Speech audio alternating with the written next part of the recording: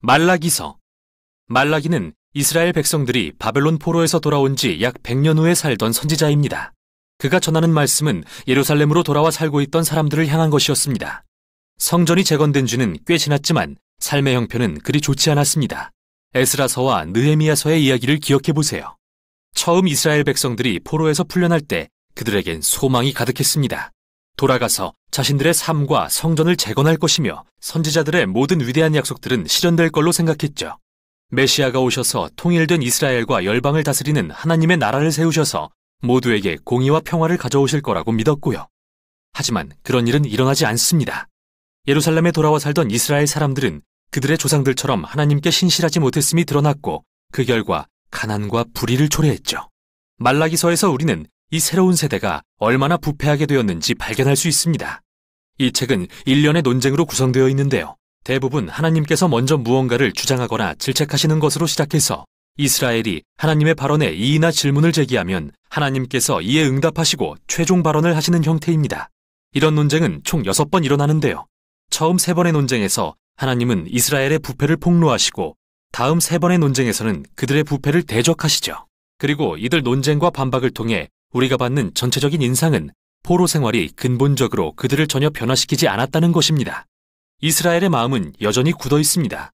첫 번째 논쟁은 하나님이 여전히 자신의 언약 백성을 사랑하신다는 말씀으로 시작합니다. 그들의 실패에도 불구하고 말이죠. 그런데 이스라엘은 무례하게도 자신들을 사랑하신다는 증거가 어디에 있냐며 이의를 제기하죠. 이에 하나님은 이스라엘에게 그들의 조상인 야곱 가문을 선택하시고 하나님의 언약의 계승자로 삼으신 은혜를 상기시키십니다. 그의 형인 에서와 결국 멸망한 에서의 후손 에돔을 대신해서 말이죠. 창세기와 오바댜서의 이야기들을 기억해 보세요. 이렇게 첫 번째 논쟁에서부터 하나님의 사랑과 신실하심에 대한 이스라엘의 불신과 의심이 드러납니다. 두 번째 논쟁에서는 이스라엘의 새 성전에 대한 문제가 드러나는데요. 하나님께서 성전을 멸시하고 더럽힌 자들을 질책하십니다. 이에 그들이 자신들이 어떻게 주님을 멸시했냐며 대꾸하자 하나님은 그들에게 초점을 맞추어 수치스럽게도 그들이 다리 절고 병들고 흠 있는 짐승을 제물로 가져옴으로써 그들의 하나님을 무시하고 존중하지 않았다고 답하시죠. 하지만 비단 백성만이 아니라 성전을 지키는 제사장들도 문제였는데요.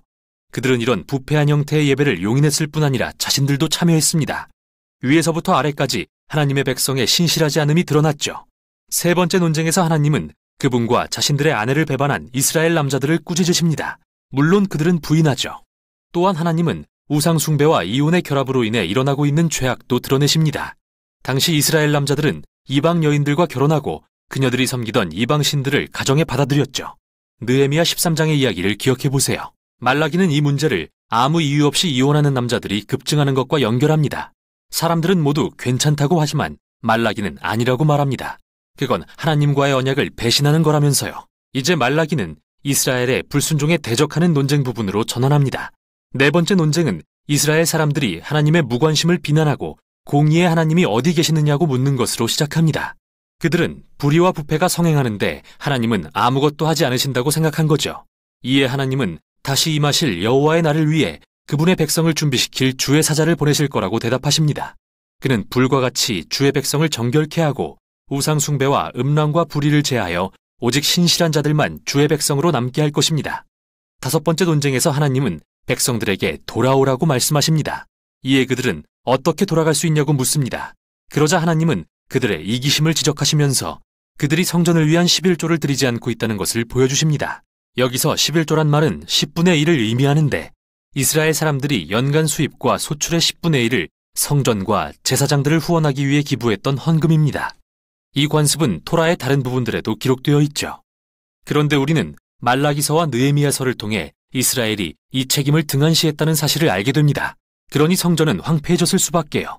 하나님은 이런 그들을 질책하시며 그들에게 부어주고 싶으나 오직 그들이 하나님께 온전히 신실할 때에만 그렇게 될 것이라고 말씀하시죠.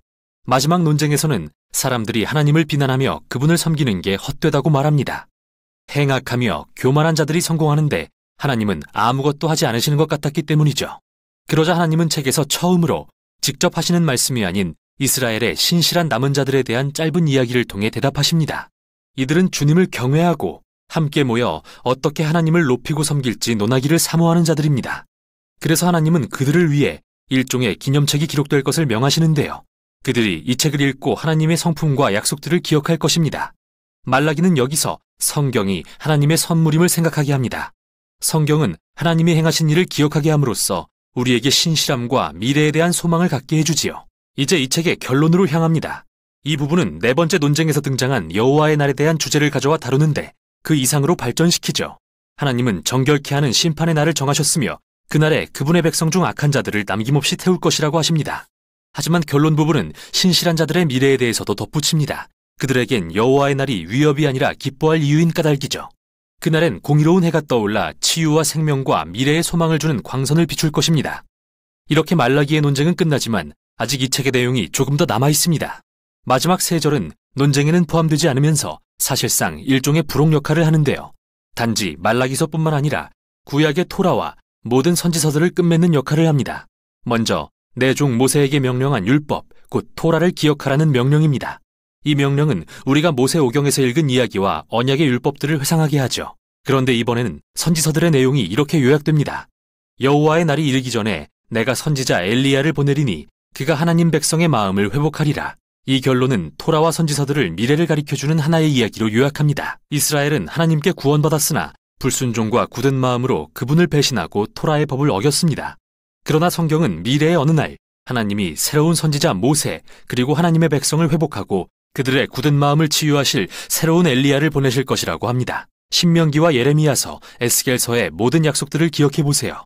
이 끝맺는 부록은 성경을 우리가 읽고 묵상하고 붙들고 기도해야 할 하나님의 선물로 소개합니다. 성경은 인간의 본성과 우리의 이기심 그리고 우리의 죄에 대한 진실을 이야기하지만 하나님의 약속 또한 선포합니다.